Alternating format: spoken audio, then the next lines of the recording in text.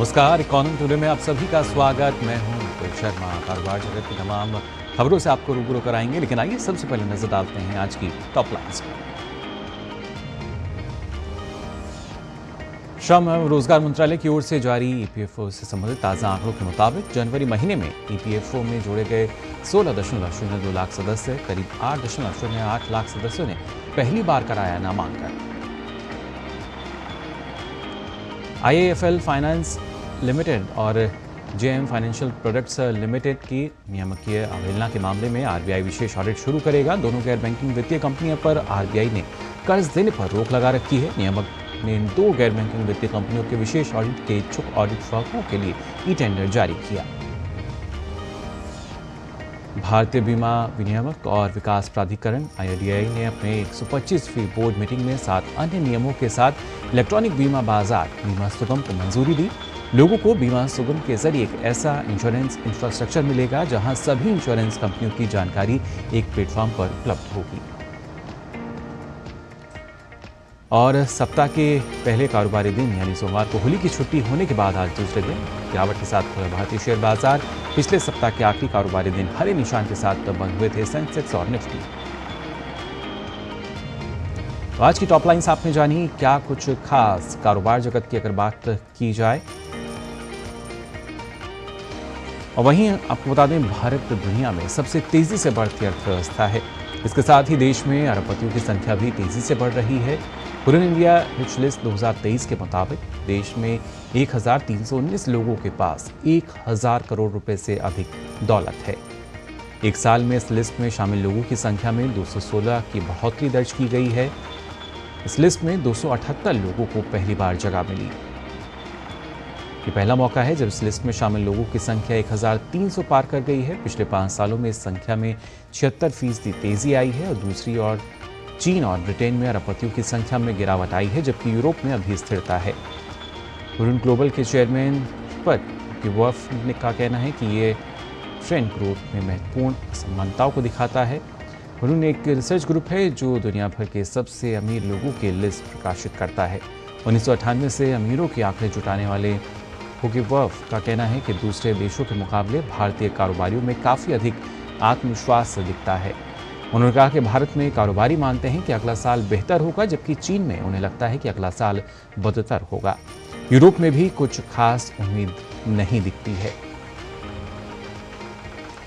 तमाम जो उम्मीदें हैं, संभावनाएं हैं, वो जाहिर तौर पर भारत के बाजार में और भारतीय लोगों में नजर आती हैं पूरे विश्व को। अब आगे बढ़ते हैं और बात करते हैं कारोबार जगत में सबसे पहले गिफ्ट निफ्टी की। जो यहाँ आज की अगर बात की जाए तो देखिए 21 अंकों की जो बढ़त है उसके बाद 22,114 पर आज नजर आ रहा है गिफ्ट निफ्टी। हरा निशान फिलहाल इसमें नजर आया, लेकिन सेंसेक्स की अगर बात की जाए तो यहाँ आप देख सकते हैं गिरावट के साथ आज बाजार खुला 167.85 अंकों की गिरावट, जिसके बाद 72,664.09 पर आज इसकी शुरुआत हुई। वहीं अगर निफ्टी की भी हम बात करें तो यहाँ भी एक करीब 51 अंकों से अधिक की जो गिरावट है वो देखी गई, जिसके बाद ये 22,045.45 पे कारोबार करता हुआ नजर आया। शुरुआती जो आंकड़े रहे हैं। वहीं टॉप गेनर्स की अगर हम बात करें तो आज के टॉप गेनर्स आप देख सकते हैं HDFC Life, HCL Tech, Tata Motors, Eicher motors और अडानी पोर्ट्स। ये आज के टॉप गेनर्स है, जहां पे हरे निशान के साथ हम देख पा रहे हैं जो कारोबार है वो फिलहाल नजर आ रहा है। और गेनर्स के बाद बात करते हैं टॉप लॉसर्स की। आज के 5 लॉसर्स आप देख सकते हैं power grid, Britannia, ONGC, NTPC और डॉक्टर रेड्डी, जहां पे लाल निशान के साथ हम देख पा रहे हैं कि जो कारोबार है वो होता नज़र आ रहा है और ये आज के टॉप लॉसर्स की श्रेणी में नज़र आ रहे हैं। अब बात करते हैं ग्लोबल मार्केट की। यूएस मार्केट की स्थिति पहले जान लेते हैं। आप देख सकते हैं S&P 500 और नेस्डैक की बात की जाए तो लाल निशान नज़र आ रहा है, एक गिरावट यहाँ नज़र आ रही है, जबकि डॉ जोन्स फ्यूचर में 43 अंकों की जो बढ़त है उसके साथ कारोबार होता हुआ नज़र आया। इसके साथ ही यूरोपियन मार्केट की अगर बात की जाए तो आप देख सकते हैं FTSE, CAC, जहां पे जो गिरावट है वो नज़र आई क्योंकि लाल निशान के साथ कारोबार हुआ, जबकि डेक्स में हम थोड़ी जो बढ़त है वो देख पा रहे हैं, करीब 55 अंकों की जो बढ़त है वो डेक्स में नज़र आई। और यूरोपियन मार्केट के बाद बात कर लेते हैं एशियन मार्केट के हाल की। तो आप देख सकते हैं निक्केई 225 में आप देख सकते हैं जो गिरावट है वो दर्ज की गई है, जबकि हैंग सेंग और कॉस्पी की अगर बात की जाए तो यहाँ बढ़त फिलहाल नज़र आ रही है। हरे निशान के साथ कारोबार होता हुआ नजर आया। और अब आखिर में बात करेंगे ब्रेंट क्रूड की। तो आप देख सकते हैं किस तरीके से जो क्रूड का भाव है वो आज रहा $86.81 प्रति बैरल यहां दर्ज किया गया। तो जान लिया आपने कारोबार में क्या स्थिति रही, क्रूड का भाव क्या रहा, और आइए अब आगे बढ़ेंगे और बात करते हैं आज के फोकस की।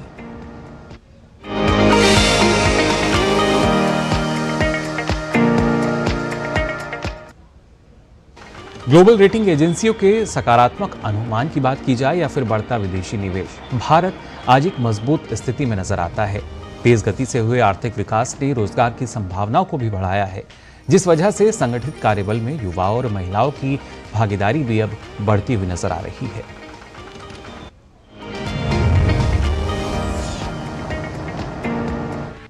दुनिया में सबसे तेज गति से बढ़ने वाली भारतीय अर्थव्यवस्था आज विश्व की तीसरी सबसे बड़ी अर्थव्यवस्था बनने की तरफ अग्रसर है।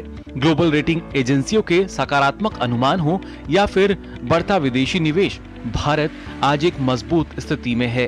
ग्लोबल इन्वेस्टर्स लगातार गिर रहे चीनी बाजार का विकल्प तलाश रहे हैं और भारत उसके लिए अपनी प्रबल दावेदारी पेश कर रहा है। वर्ल्ड इकोनॉमिक फोरम ने हाल ही में भारत की जमकर तारीफ की। WEF के वित्तीय और मौद्रिक प्रणाली केंद्र के प्रमुख मैथ्यू ब्लेक ने कहा कि नीतिगत बदलावों और डिजिटल सार्वजनिक बुनियादी ढांचे की वजह से भारत वित्तीय प्रौद्योगिकी क्षेत्र के लिए आकर्षक निवेश गंतव्य बन गया है। IMF ने भी भारत के ग्रोथ रेट को रिवाइज कर बढ़ाया, तो वहीं मूडीज जैसी कई रेटिंग एजेंसियों ने अपने पूर्वानुमान को संशोधित कर ग्रोथ रेट में इजाफा किया है। वहीं बेहतर आर्थिक विकास रोजगार की संभावनाओं को भी बढ़ाता हुआ नजर आ रहा है। श्रम एवं रोजगार मंत्रालय की ओर से जारी ताजा आंकड़ों के मुताबिक जनवरी महीने में कर्मचारी भविष्य निधि संगठन यानी EPFO में 16.02 लाख सदस्य जोड़े गए हैं। वहीं जनवरी 2024 में पहली बार करीब 8.08 लाख सदस्यों ने नामांकन कराया है। आंकड़ों के मुताबिक इनमें 18 से 25 आयु वर्ग के सदस्य ज्यादा हैं। इन नए सदस्यों में करीब 2.05 लाख नई महिला सदस्य हैं, जो संगठित कार्यबल में युवाओं और महिलाओं की भागीदारी को दर्शाता है। और यही वजह है कि भारत दुनिया में सबसे अच्छा प्रदर्शन करने वाले बाजारों में से एक बना हुआ है। Bureau report, DD news.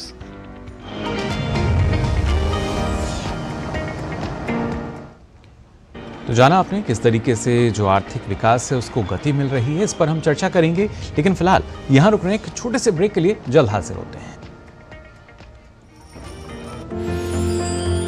साल, बरस और सदी नहीं, एक युग गुजर जाएगा। उम्र न पूछो वंडर की, जब फर्क नजर आएगा। वंडर सीमेंट, फर्क नजर आएगा। क्या लड्डू हम यहाँ बैठे बैठे पैसे बना सकते हैं। Amazing day. What a match this has been. Cracking shot. What a way to finish the game. Guys, मैं तुम्हारे बिजनेस आइडिया का बड़ा फैन। अब बिजनेस चाहे जो भी, SBI का करंट अकाउंट तो चाहिए ना। SBI करंट अकाउंट से सिंप्लीफाइड बिजनेस ट्रांजैक्शन और ग्रेट कस्टमर सर्विस। SBI, देश का फैन। साल, बरस और सदी नहीं, एक युग गुजर जाएगा। उम्र न पूछो वंडर की, जब फर्क नजर आएगा। वंडर सीमेंट, फर्क नजर आएगा। तुम्हें पता है इन्वेस्टर्स के लिए कि इन्वेस्टर प्रोटेक्शन फंड होता है IPF, लेकिन अगर तुम्हारा ट्रेड एक्सचेंज पर एग्जीक्यूट नहीं हुआ या फिर कोई गारंटीड रिटर्न्स वाली स्कीम है तो ये IPF आपकी मदद नहीं कर सकता है। और अगर आपका ब्रोकर ही डिफॉल्टर बन जाए तो फिर IPF आपको कॉम्पेंसेशन दिला सकता है। कहां से सीखा? NSE की साइट पर। सोच कर, समझ कर, इन्वेस्ट कर। साल, बरस और सदी नहीं, एक युग गुजर जाएगा। उम्र न पूछो वंडर की, जब फर्क नजर आएगा। वंडर सीमेंट, फर्क नजर आएगा। तो ब्रेक के बाद आप सभी का एक बार फिर स्वागत इकोनॉमी टुडे में। आज हम बात करें किस तरीके से जो अर्थव्यवस्था है उसको और ज़्यादा गति मिल रही है, क्योंकि पूरे विश्व में हम देख पा रहे हैं कैसे सबसे ज़्यादा तेज़ी से उभरती हुई अर्थव्यवस्था वो बनी हुई है, उसके साथ साथ आर्थिक विकास कैसे देश में हो रहा है। इस पर चर्चा के लिए हमारे साथ डॉक्टर अनिल कुमार जुड़े हैं, प्रोफेसर हैं वाणिज्य विभाग दिल्ली स्कूल ऑफ इकोनॉमिक्स से। बहुत बहुत स्वागत आपका अनिल जी।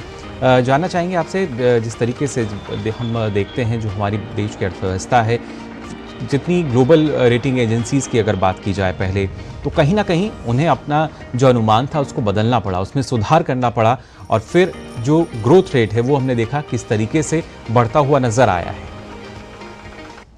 देखिए मुकुल जी, ये जग जाहिर है कि आज हमारा देश भारतवर्ष दुनिया में सबसे तेज गति से विकास करने वाला देश है। अगर मैं बड़ी अर्थव्यवस्थाओं की बात करूं, अगर मैं G20 देशों की बात करूं जी, और जितने भी पीछे अनुमान किए गए उन अनुमानों से अच्छा हमारी अर्थव्यवस्था ने हर साल हर तिमाही में प्रदर्शन किया है। अगर मैं पिछले तिमाही की बात करूं तो इसमें एनालिस्ट का एस्टिमेट था 6.7% से हमारी अर्थव्यवस्था दिसंबर वाली क्वार्टर में बढ़ेगी, लेकिन उन सब एस्टिमेट्स को दरकिनार करके हमारी अर्थव्यवस्था की विकास दर रही 8.4। और जहां तक वर्ष 23-24 का सवाल है, इसमें पहले एस्टिमेट 6%, 6.5%, अब जो एक नई ग्लोबल रेटिंग एजेंसी ने 6.8% का अनुमान किया है, और काफी लोग एस्टिमेट कर रहे हैं कि 7.6% से हमारी अर्थव्यवस्था इस वाले जो करंट हमारा चालू वर्ष है, वित्तीय वर्ष है 23-24, उसमें बढ़ोतरी करने वाली है जी। तो कुल मिला के आरबीआई का भी 7%, 7.1 उसके आसपास अनुमान है। अब ये जो हमारी मजबूत आर्थिक प्रदर्शन हमारी अर्थव्यवस्था का, हमारे देश का साल पर साल हो रहा है, उसकी क्या वजह है जी? उसकी वजह केवल और केवल मैं जो दो सबसे बड़ी बात कहूंगा वो है जो मूलभूत बुनियादी ढांचे पर भारत सरकार ने निवेश करना शुरू किया, इंफ्रास्ट्रक्चर पर निवेश करना शुरू किया। पूरे देश में एक डिजिटल इंफ्रास्ट्रक्चर बनाया गया, और उसके साथ उत्पादन क्षेत्र, मैन्युफैक्चरिंग सेक्टर में जो बढ़ावा देने की जो सरकार ने मुहिम शुरू की 2014 के बाद, जिसमें मेक इन इंडिया का मुहिम है, ईज ऑफ डूइंग बिजनेस है, जीएसटी है, और सबसे बड़ा गेम चेंजर हमारा पीएलआई स्कीम रहा, प्रोडक्शन लिंक इंसेंटिव प्लान। इसमें हमारा मैन्युफैक्चरिंग सेक्टर का जो हमारा टोटल योगदान होता है जीडीपी में, वो भी बढ़ रहा है। अब इन सब का जो असर है, जो हाई फ्रीक्वेंसी इंडिकेटर्स हैं, उसमें रोजगार सृजन भी एक बहुत बड़ा फैक्टर होता है। लेकिन उससे पहले अनिल जी, अगर हम आए हैं जी, उसमें हम देख सकते हैं कि रोजगार सृजन में कितनी अच्छी वृद्धि हो रही है। जी बिल्कुल अनिल जी, लेकिन इसके साथ साथ हमने देखा कि जो डिजिटल इंफ्रास्ट्रक्चर की अगर खास तौर से बात की जाए, उसका भी एक योगदान रहा है। और अलग अलग जो एजेंसीज़ की बात की जाए या वर्ल्ड इकोनॉमिक फोरम की हम बात करें, उन्होंने भी इस बात का जिक्र किया। और उसके साथ साथ जो नीतियां रही हैं उनका किस तरीके से योगदान रहा, क्योंकि नीतियां शायद पहले भी लाई जाती थी, लेकिन उनका असर जो है शायद इतना ज़्यादा नज़र नहीं आता था। बिल्कुल, जो नीतियां का जो जिस तरह से नीतियों को लागू किया गया, उनमें सबसे बड़ी नीति, जैसे मैंने अभी भी जिक्र किया, ईज ऑफ डूइंग बिजनेस, कि बिजनेस को करने में सुगमता हो, और साथ साथ जो हमने पूरा इंफ्रास्ट्रक्चर, उसमें डिजिटल इंफ्रास्ट्रक्चर भी शामिल है, पूरे देश में जो बनाया है। आज जो भारत जो गतिशील योजना है, उसके तहत हमने रेलवे नेटवर्क, रोड नेटवर्क और एयरपोर्ट्स को जोड़ा है। उससे लॉजिस्टिक कॉस्ट में भी गिरावट आई है, और साथ साथ जो सुगमता होनी चाहिए व्यापार होने में, उसके फलस्वरूप वो आई है। और इन सब का मैं साथ साथ ये भी साथ में कहना चाहूंगा कि इनका एक मल्टीप्लायर इफेक्ट होता है। हम जितना कैपिटल एक्सपेंडिचर करते हैं, इंफ्रास्ट्रक्चर सेक्टर में इन्वेस्ट करते हैं, उसका अर्थव्यवस्था पे 2.5 से 3 गुना एक सकारात्मक प्रभाव होता है। तो इन सब के फलस्वरूप आज हम देखते हैं कि हमारे देश में चहुमुखा विकास जो जाहिर होता है, जो हमारे डायरेक्ट टैक्स है उसमें काफी अच्छी वृद्धि देखने को मिली, जी। जीएसटी कलेक्शंस हर महीने अपना ही रिकॉर्ड तोड़ रहे हैं जी। और साथ में जितने भी अगर ऑटोमोबाइल सेक्टर की बात करें उनकी जो सेल्स है उसमें वृद्धि हो रही है और साथ में जो क्रेडिट ग्रोथ है उसकी भी वृद्धि हो रही है। आज हमारा देश पूरे विश्व में तीसरा सबसे बड़ा स्टार्टअप इकोसिस्टम बन गया। बिल्कुल, लगातार इसमें जो इजाफा है, ज्यादा हमारे पास स्टार्टअप्स हैं और 111 से ज्यादा हमारे पास यूनिकॉर्न। जी, तो इन सब का जो असर आज हमें देखने को मिलता है वो न केवल जीएसटी कलेक्शंस में जी, बल्कि जॉब क्रिएशंस में भी देखने को मिलता है। बिल्कुल अनिल जी, जॉब क्रिएशन की हम बात अगर करें, रोजगार की बात की जाए, हाल ही में ईपीएफओ का जो डेटा था जनवरी महीने का वो भी आया और उसमें हमने देखा किस तरीके से 8 लाख से अधिक जो सदस्य हैं उन्होंने एनरोल कराया है, नामांकन अपना कराया है। और ये क्योंकि पहली बार इतनी संख्या में जिनका नामांकन हुआ है और उसके साथ साथ कहीं ना कहीं ये प्रदर्शित भी करता है कि कैसे जो युवा हैं, क्योंकि उनका आंकड़ा इसमें ज़्यादा है और उसमें भी करीब 2 लाख से अधिक तो महिलाओं की भागीदारी है जो नामांकन हुआ है। बिल्कुल, ये मेरे को लगता है कि जो नतीजा है, भारत सरकार ने कोविड के तुरंत बाद एक आत्मनिर्भर भारत रोजगार योजना शुरू की, आपको ध्यान होगा। उसमें तकरीबन 60 लाख से ज्यादा लाभार्थियों को रोजगार देने में सहायता मिली। दूसरी योजना की अगर मैं बात करूं, प्रधानमंत्री मुद्रा योजना, मतलब इसमें जो जोर है सब रोजगार के ऊपर भी है, जिससे कि एम्प्लॉयमेंट का क्रिएशन हो सके, जी, रोजगार सृजन हो सके, जिसमें नई नई नौकरियां पैदा हो सके। पीएलआई स्कीम, अकेले इस स्कीम के तहत प्रोडक्शन लिंक्ड इंसेंटिव प्लान के थ्रू तकरीबन 60 लाख नई नौकरियां इस देश में पैदा हुई हैं। और उसके साथ साथ जो पीएम गति शक्ति योजना है, इंफ्रास्ट्रक्चर सेक्टर में इन्वेस्टमेंट है, उसमें नए सारे आयाम खुल गए। अभी पिछले महीने हमने फरवरी में देखा कि 1 लाख रोजगार के जो लेटर्स हैं, एम्प्लॉयमेंट लेटर्स हैं, हमारे माननीय प्रधानमंत्री, डिफेंस हो या दूसरे, यानी कहीं ना कहीं आर्थिक विकास की जो गति है वो मिलती हुई नजर आ रही है अनिल जी, अगर देखा जाए, क्योंकि आमतौर पर ये मान लिया जाता है कि हमारी जो अर्थव्यवस्था मजबूत हुई है और हम विश्व की तीसरी सबसे बड़ी जो अर्थव्यवस्था है उसकी तरफ अग्रसर हो रहे हैं, लेकिन उसका जो इम्पैक्ट अगर हम माने कि किस तरीके से देश में भी नज़र आ रहा है, जो आर्थिक विकास है उसकी जब हम बात करते हैं तो रोजगार एक प्रमुख कारक हो गया और भी कई ऐसे कारक हैं जो कि नज़र आते हैं। देखिए, दूसरा कारक हमारा जो एक जीएसटी कलेक्शन, ये तो इंडिकेटर्स हैं, जीएसटी कलेक्शंस, इलेक्ट्रिसिटी कंजम्पशन। आज हमारे पूरे तकरीबन सभी गांव बिजली से जुड़ चुके हैं और उसके आगे का कदम आज हम बढ़ा रहे हैं। इसमें सोलर एनर्जी की तरफ हमारी सरकार का ध्यान है और उस योजना के तहत काफी नए नए सोलर प्लांट्स हमारे घरों में भी लगाए जा रहे हैं और हम काफी हद तक उस दिशा में जो हमारा लक्ष्य था वहां तक बढ़ रहे हैं। आज ऑटोमोबाइल सेक्टर हमारा काफी अच्छा राइज कर रहा है। इलेक्ट्रॉनिक व्हीकल्स में बहुत जल्द हम एक लीडर बनने वाले हैं। मैन्युफैक्चरिंग सेक्टर में दुनिया में हमारा दूसरा स्थान है। और अगर मैं सिर्फ मोबाइल की बात करूं, मोबाइल हैंडसेट हमारे देश में जो बन रहे हैं वो दुनिया में दूसरे स्थान पर आते हैं। 10 साल पहले इस देश में एक भी मोबाइल नहीं बनता था। तो एक चहुमुखा विकास, चाहे वो कोई भी आप सेक्टर उठा लीजिए, फार्मास्यूटिकल सेक्टर, हमारा देश आज फार्मास्यूटिकल हब बन गया है। इसमें न केवल हम वैक्सीन की जो मांग है अपने देश के लिए पूरी करते हैं, बल्कि हम उसको एक्सपोर्ट भी कर रहे हैं। ये हमने कोरोना में जो वैक्सीन डेवलप की वो कितनी इफेक्टिव थी, उसको पूरी दुनिया ने देखा कि हमने अपने सभी लोगों को तो साथ में वैक्सीन दी और साथ साथ काफी हमने इसको एक्सपोर्ट भी किया।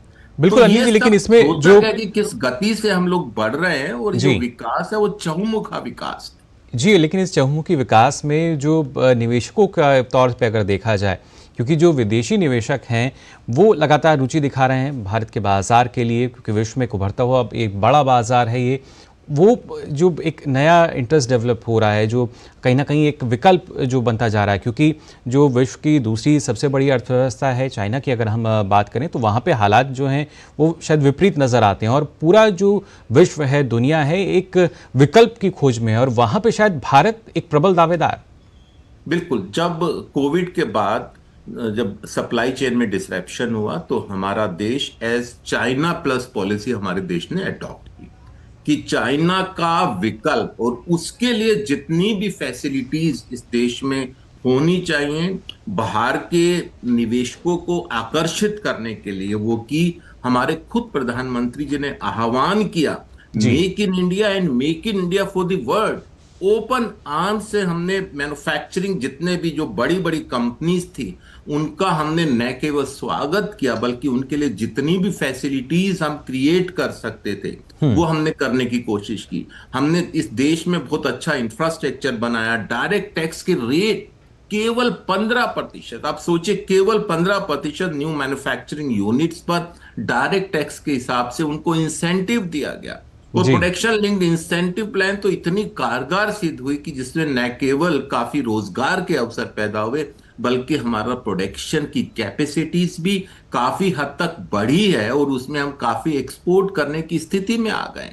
आज फॉरेन इन्वेस्टर्स का जो कॉन्फिडेंस है वो दिखता है कि हमारे देश में रिकॉर्ड एफडीआईज हो रहा है। जितने भी एफआईज हैं वो हमारी अर्थव्यवस्था में, हमारी स्टॉक एक्सचेंज में इन्वेस्ट करने के लिए आतुर रहते हैं। आज हम देख रहे हैं कि हमारी जो स्टॉक मार्केट है वो भी रिकॉर्ड स्तर पर उछाल, हर महीने और हर 10 दिन में 15 मिनट में उसमें उछाल देखने को मिल रहा है। ये सब नतीजा है कि जो जितने निवेशक हैं, न केवल हमारे डोमेस्टिक इन्वेस्टर्स हैं बल्कि जो बाहर के इन्वेस्टर्स हैं, उन्होंने हमारी देश में, हमारी देश की नीतियों में और हमारे देश में जो स्थिर सरकार है और स्थिर नीतियां हैं उसके ऊपर विश्वास व्यक्त किया है। और आज उसका हम नतीजा देखते हैं कि रिकॉर्ड कैपिटल फ्लोज हमारे पास बाहर के देशों से, बाहर के निवेशकों से आ रहा है। जी बिल्कुल अनिल जी, और जो शायद निवेशकों की बात की जाए या अपने देश को भी हम बात करें तो एक कहीं ना कहीं इंटरेस्ट ये भी रहता है कि आने वाले समय में बेहतर लाभ जो है यहाँ से मिल सकता है। तो शायद निवेशक जो हैं उसी सोच के साथ आगे बढ़ रहे हैं और उम्मीद यही है कि और बेहतर जो है वो अब भारत करता हुआ नजर आएगा आने वाले समय में भी। बिल्कुल, निवेशकों को फ्यूचर प्रोस्पेक्ट चाहिए। अगर उनको लगता है कि देश स्थायी सरकार है, देश में स्थायी नीतियां हैं और हमारे जहां पर हम निवेश करने जा रहे हैं वहां पर व्यापार करने की कितनी सुगमता है, कितना फैसिलिटेशन है, तो वो निवेशक आगे बढ़ चढ़कर भाग लेंगे। और ऐसा आज हमें देखने को मिलता रहा है। आज हमारी जो कैपिटल मार्केट का जो सिस्टम बना हुआ है वो इतना मजबूत सिस्टम है कि सब निवेशकों का उसके ऊपर न केवल विश्वास है बल्कि वो विश्वास उनके इन्वेस्टमेंट में भी जाहिर होता है। बिल्कुल वो मतलब they are ready to make investment into this country. This is because of this and this only stability of government policies and macro economic fundamentals which are very very strong in this country. जी बिल्कुल, सीधे तौर पे इनका जो असर है वो नज़र आता है और यही तमाम कारक हैं जो कहीं ना कहीं भारतीय अर्थव्यवस्था को और गति प्रदान कर रहे हैं और जल्द ही हम इस कोशिश में हैं कि विश्व की तीसरी सबसे बड़ी अर्थव्यवस्था बन सकें, उसी दिशा में अग्रसर हैं। फिलहाल बहुत बहुत शुक्रिया आपका अनिल जी हमारे साथ जुड़ने के लिए। और आइए अब नज़र डालते हैं कारोबार जगत से जुड़ी कुछ और अहम खबरों पर फटाफट अंदाज में। भारतीय बीमा विनियामक और विकास प्राधिकरण ने अपनी 125वीं बोर्ड मीटिंग में 7 अन्य नियमों के साथ इलेक्ट्रॉनिक बीमा बाजार बीमा सुगम को मंजूरी दे दी है। इस फैसले के बाद से इंश्योरेंस खरीदने वालों के लिए काफी आसानी हो जाएगी। अब से इंश्योरेंस खरीदने के लिए लोगों को हर कंपनी की वेबसाइट या कंपनी के एजेंट से संपर्क ही एकमात्र रास्ता नहीं है। बीमा सुगम के जरिए एक ऐसा इंश्योरेंस इंफ्रास्ट्रक्चर मिलेगा जहां सभी इंश्योरेंस कंपनियों की जानकारी एक प्लेटफॉर्म पर मिल जाएगी। टाटा सन्स के चेयरमैन एन चंद्रशेखरन का कहना है कि समूह 2030 तक 70% हरित ऊर्जा की ओर बढ़ जाएगा। जमशेदपुर में XLRI Xavier school of management के दीक्षांत समारोह को संबोधित करते हुए चंद्रशेखरन ने कहा कि समूह की प्राथमिकताएं सरलीकरण, तालमेल, स्थिरता, आपूर्ति, श्रृंखला परिवर्तन और डिजिटल परिवर्तन है। ये ईमानदारी, ठोस रणनीति, महान कार्यान्वयन, सुशासन और निरंतर अभ्यास के माध्यम से हासिल किए जाते हैं। IIFL फाइनेंस लिमिटेड और JM फाइनेंशियल प्रोडक्ट लिमिटेड की नियमकीय अवहेलना के मामलों में RBI विशेष ऑडिट शुरू करेगा। IIFL फाइनेंस को स्वर्ण ऋण मुहैया करवाने से रोक दिया गया है, जबकि JM FPL को शेयर या डिबेंचर के लिए कर्ज देने पर प्रतिबंध लगा दिया गया है। RBI ने इन दोनों इकाइयों पर प्रतिबंध लगाते हुए कहा था कि विशेष ऑडिट पूरा होने और इन खामियों को संतोषजनक ढंग से हल किए जाने के बाद इनके कारोबार पर लगाए गए प्रतिबंधों की समीक्षा की जाएगी। नियामक ने इन 2 गैर बैंकिंग वित्तीय कंपनियों के विशेष ऑडिट के लिए इच्छुक ऑडिट फर्मों के लिए ई टेंडर जारी किया है। सेबी ने फंड हाउस के लिक्विडिटी का आकलन करते समय कम से कम 20% इलिक्विड स्टॉक को नजरअंदाज करने को कहा है। इसका लक्ष्य ये है कि माइक्रो कैप को बिना किसी बाधा के स्वतंत्र रूप से बढ़ने का मौका दिया जाए, क्योंकि वे आने वाले कल के मल्टीबैगर्स में बदल सकते हैं। व्हाट्सएप ने हाल ही में अपने मैसेज पिनिंग फीचर को अपग्रेड किया है। अब यूजर्स एक चैट में 3 मैसेज को पिन कर सकते हैं। पिछले सप्ताह ऐप के बीटा वर्जन में इस फीचर को स्पॉट किया गया। मेटा के स्वामित्व वाला प्लेटफॉर्म पहले यूजर्स को केवल एक मैसेज पिन करने की अनुमति देता था। टेक्स्ट मैसेजों के अलावा मेटा ने कंफर्म किया है कि यूजर्स अब मीडिया, वॉइस नोट और इमोजी को पिन कर सकते हैं। व्हाट्सएप का दावा है कि ये फीचर पर्सनल और ग्रुप चैट दोनों में उपलब्ध है। तो आज के लिए इकोनॉमी टुडे में बस इतना ही। कल फिर हाजिर होंगे कारोबार जगत की तमाम खबरों के साथ। फिलहाल मुझे दीजिए अनुमति। नमस्कार।